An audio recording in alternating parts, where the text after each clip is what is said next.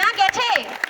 এই যে টোন কাটা স্বভাব মানুষের, এটা তো আমরা পাল্টাতে পারবো না, কিন্তু কিন্তু একটা জায়গাতেই কিন্তু আপনারা তো পারেন আমাদেরকে এই অবস্থা থেকে টেনে তুলতে।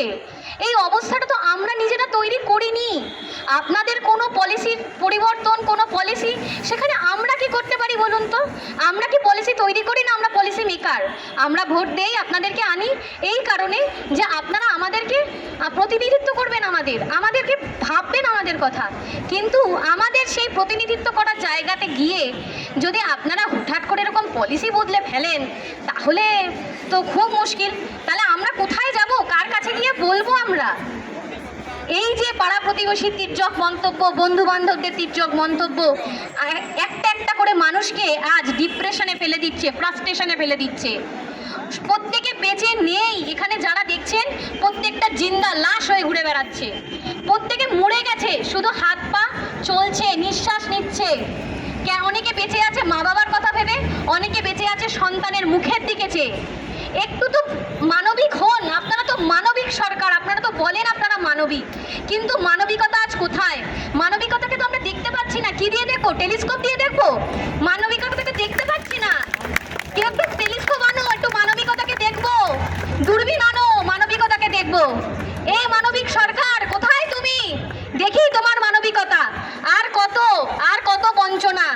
আগের সরকার 10 বছর এসএসসি পরীক্ষাতে পুরো তালা ঝুলিয়ে দিয়েছিল। তারা দুর্নীতি করতে করতে পুকুর সমেত দুর্নীতি করেছিল। তার দায় নিতে হয়েছিল অসংখ্য শিক্ষক শিক্ষিকাকে। তারপর আজকে এই নিয়োগ প্রক্রিয়া চলছিল সুপ্রিম কোর্টের নির্দেশে, কিন্তু তা আজকে আবার থেমে গিয়েছে। ওই যে বললাম জগদ্দল পাথরটা নড়েছিল, কিন্তু আবার আটকে গেছে। জগদ্দল আর নড়তে পারছে না, কারণ সবাই মিলে ধাক্কা দিতে হবে। সবাই মিলে যত না ধাক্কা দেয়, জগদ্দল আর নড়বে না, যেখানে থাকে সেখানেই থেকে যায়। এই যে আমরা সবাই একটা কথা শুনি, অতি দ্রুত। আগে দেখেছেন, কালকে দেখেছেন পিএসসির নতুন চেয়ারম্যান যিনি হয়েছেন, তিনিও বলেছেন অতি দ্রুত সব নিয়োগ শুরু করা হবে। আমাদের ডিকশনারিতে অনেক শব্দ ছিল, তার সাথে অতি দ্রুত কি একটা নতুন শব্দের অ্যাডিশন হলো? আমরা বেশি কিছু চাই না। আমরা চাই স্কুলে যেতে, আমরা চাই স্কুলে পড়াতে। আমাদের বাংলা ছিল একটা সময় শিক্ষার মেইন একটা চারণভূমি বলা চলে, কিন্তু আজকে দেখুন আজকে আমরা কোথায় এসে দাঁড়িয়েছি। একের পর এক স্কুল বন্ধ হয়ে গিয়েছে, যেখানে শিক্ষাকর্মী নেই। স্কুলের টিচারকেই শিক্ষাকর্মীর কাজ করতে হচ্ছে। কোথাও স্কুলের স্টুডেন্ট থাকলে টিচার নেই, টিচার থাকলে স্টুডেন্ট নেই। এই অচল অবস্থা কাটবে কবে? কবে কাটবে? আমরা মরে গেলে পর গয়ায় গিয়ে কি আমাদের পিণ্ডদানের ব্যবস্থা হচ্ছে, যে আমরা মরে যাব তারপর গিয়ে সমস্ত স্কুলগুলো আবার সজাগ হয়ে যাবে, সচল হয়ে যাবে বলে আপনাদের মনে হয় নাকি? এই যে আমাদের যে স্কুলগুলো, বাংলা মিডিয়াম স্কুলগুলো, আমরা সবাই বাংলা মিডিয়ামেরই ক্যান্ডিডেট। এই যে আমরা পড়তাম তখন স্কুলগুলো না স্টুডেন্টে ভরে থাকতো, টিচারদের ভরে থাকতো, কিন্তু এখন দেখুন টিচার স্টুডেন্ট রেশিও কোথাও ঠিক নেই।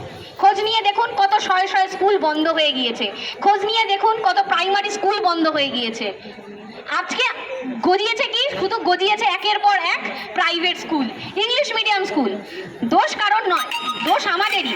যদি আমরা আমাদের ছেলেমেয়েদেরকে বাংলা মিডিয়াম স্কুলে সবাই পড়াই, যদি নেতা মন্ত্রীরা তাদের ছেলেমেয়েদেরকে বাংলা মিডিয়াম স্কুলে পড়ায়, তাহলে আমাদের এই বাংলা মিডিয়াম স্কুল একদিন অন্য জায়গায় পৌঁছাবেই। আসুন না আমরা সবাই মিলে সিলেবাস, পরিকাঠামো সবগুলোকে উন্নত পর্যায়ে নিয়ে যাই, যাতে কেউ বাংলা মিডিয়াম বলে কারোর দিকে নাক ছিটকিয়ে তাকাতে না পারে, যেন না বলে এই তুই তো বাংলা মিডিয়াম থেকে পড়ে এসেছিস, তুই আর কি জানিস। আসুন পরিকাঠামো উন্নত করি, আসুন স্কুল বাড়িগুলোকে আবার প্রাণোচ্ছল কতগুলো প্রাণে আমরা ভরে দেই। শিশুরা তো ফুল, ওই ফুলগুলোর জীবনকে নষ্ট করার অধিকার আমাদের কারণ নেই। আজকে এই 15 বছরে শিক্ষার যা হাল হয়েছে, তাতে বাংলাকে পিছিয়ে ফেলে বিহার অনেক আগে এগিয়ে গেছে। তাহলে আমরা কি এখন সবাই সব ছেড়ে বিহারে চলে যাব? যদি দেখেন আপনারা বিহারে যখন স্কুলের পরীক্ষাগুলো হয়, আমাদের রাজ্য থেকে প্রচুর ছেলেমেয়ে, শয়ে শয়ে ছেলেমেয়ে সেখানে যাচ্ছে, পাটনা স্টেশনে শুয়ে থাকছে। তাকে কেন নিজের রাজ্য ছেড়ে অন্য রাজ্যে শিক্ষকতা করতে যেতে হবে? সে পড়েছে এখানে, জন্মেছে এখানে, খেয়েছে এখানে, এই আলো বাতাস মাটি সব তার। সে কেন এখান থেকে যাবে? কিসের জন্য যাবে? এটা আমাদের মাতৃভূমি, এই বাংলা, এই পশ্চিমবঙ্গ আমাদের মাতৃভূমি। ভারত যেমন আমাদের, ভারত মাতা আমাদের মাতৃভূমি, এই পশ্চিমবঙ্গও আমাদের জন্মভূমি, আমাদের মাতৃভূমি। এই স্কুল শিক্ষা ব্যবস্থাকে সংস্কার করতে হবে, স্কুল শিক্ষাকে বাঁচাতে হবে এবং প্রত্যেকটা শিশুরকে শিক্ষার অধিকার থেকে কখনো বঞ্চিত করা চলবে না। এইভাবে যদি শিক্ষার অধিকার থেকে বঞ্চিত করা হয় তাহলে আমরা কি তৈরি করব? শুধুমাত্র তৈরি করব কতগুলো মুটে মজুর। আমি কোনো মুটে মজুর বা কায়িক শ্রমিক যারা, তাদেরকে আমি অসম্মান করছি না, কিন্তু যে এমএ করলো, যে বিএড করলো, যে পড়াশোনা করলো, দিনের পর দিন মাথায় ঘাম পায়ে ফেললো, যার পরিবার শুধুমাত্র তাকে পড়ার সুযোগ করে দিল, কিন্তু তারপর কি দেখা গেল? না, বাজারে চাকরি নেই। লোকে তাকে বলে যা না, গিয়ে একটা ছোটোখাটো কাজে ঢুকে যা।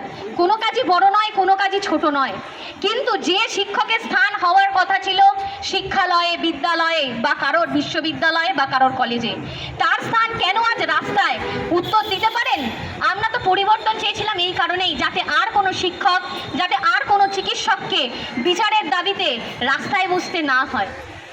রাস্তায় যদি আমাদের একমাত্র পাথেয় হয়, তাহলে এক কাজ করুন, বলে দিন পরিষ্কার যে তোমাদের ডেস্টিনেশন রাস্তা, তাহলে আমরা রাস্তাতেই থেকে যাব, আমরা রাস্তাটাকে আমাদের ঘরবাড়ি বানিয়ে নেব।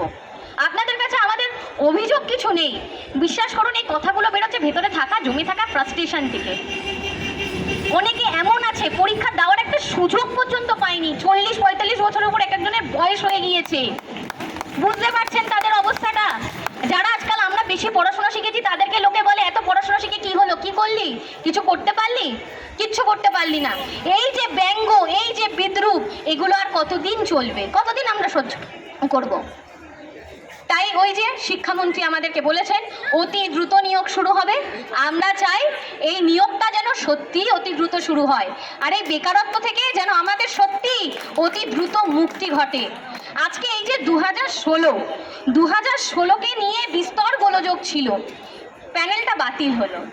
এই যে আজকে প্যানেলটা বাতিল হলো, বাতিল হওয়ার পর এতগুলো মানুষ আমাদের সাথে পরীক্ষায় অংশগ্রহণ করলো, তারা তো পরীক্ষা দিল, দিয়ে অনেকেই এমপ্যানেলড হয়েছেন এবং দুর্ভাগ্যবশত অনেকে এমপ্যানেলড হতে পারেননি। যারা পারেননি, সরকারের কাছে আবেদন, সরকার তাদের দিকটা মানবিকতার সহিত ভেবে দেখুক। কিন্তু যারা আজকে এমপ্যানেলড হলো, কিছু সংখ্যক অসাধু লোক শুধুমাত্র নিজেরা পায়নি বলে এখন এই পরীক্ষাটাকে, প্যানেলকে আলাদা করে দাও। কেউ আবার বলতে শুরু করলো পুরো প্যানেলে দুর্নীতি আছে, কেউ বলে দিল এটা আছে ওটা আছে। আপনারা যে এত কিছু বলছেন, আপনাদের কাছে কোনো প্রমাণ আছে? যদি আপনাদের প্রমাণ থেকে থাকে তাহলে সেই প্রমাণটা দিন। আমরা তো কোনো চুরি করিনি, আমাদের সাথে তো চুরির কোনো সংযোগ নেই। অনেকেই জানেন না SLST 2025-এর যে OMR, সেই OMR-এর কার্বন কপি আমাদের প্রত্যেককে কিন্তু দেওয়া হয়েছিল এবং প্রত্যেকের কাছে আছে, এবং আমাদের এই OMR 10 বছরের জন্য সংরক্ষণের কথা কিন্তু বলা হয়েছিল। এখনও SSC সার্ভার যদি ঘেটে দেখেন পেয়ে যাবেন আমাদের OMR-এর কার্বন কপি। আমরা এটাও আজকে এখান থেকে আমরা বলতে পারি বা আমরা অনুরোধ বা দাবি রাখতে পারি শিক্ষামন্ত্রীর কাছে, আমাদের OMR-গুলো পাবলিশ করুন। রাত দিন এই যে শুনতে হয় আমাদেরকে, আমরাও হয়তো দুর্নীতির সাথে কোনোভাবে জড়িত, সেটার এখন বন্ধ হওয়া দরকার। পাবলিশ করুন OMR, আমাদের বুকে দম আছে, আমরা ভয় পাই না, আমরা চুরি করিনি, আমরা চোর নই। আজকে ফ্রেশাররা পরীক্ষা দিয়েছিল 60 নম্বর লিখিত, 10 নম্বর হচ্ছে একাডেমিক, পিজি বা যার যেটা গ্র্যাজুয়েশনে যদি থেকে থাকে 9-10-এর জন্য গ্র্যাজুয়েশন, এছাড়া রয়েছে হচ্ছে এক্সপিরিয়েন্সের 10 নম্বর মার্কস। ফ্রেশাররা যথারীতি যেহেতু তাদের কোনো এক্সপিরিয়েন্স নেই, তারা পায়নি। 80-র ভিত্তিতে প্যানেল তৈরি হয়।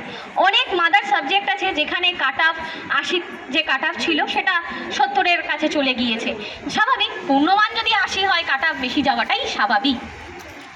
কিন্তু এই যে দীর্ঘদিন ধরে একটা অংশ যারা সিন্ডিকেট চালিয়ে চলেছে, মানুষের কাছ থেকে শুধুমাত্র টাকা নিয়ে একের পর এক মানুষকে ভুল বুঝিয়ে চলেছে, এই ভুল বোঝানোর শেষ কবে হবে? এই বিষয়ে আপনাদের একটা গল্প বলি। আপনারা অনেকে এখানে আছেন গল্পটা জানেন না, সবাই শুনেছেন যে লুভানা পারভিন বলে না একটা কেস আছে আমাদের। কি এই লুভানা পারভিন কেস? একটু শুনে নেই আমরা, আজকে একটু গল্প করি আমরা। লুভানা পারভিন কেস করা হলো জুন 2025।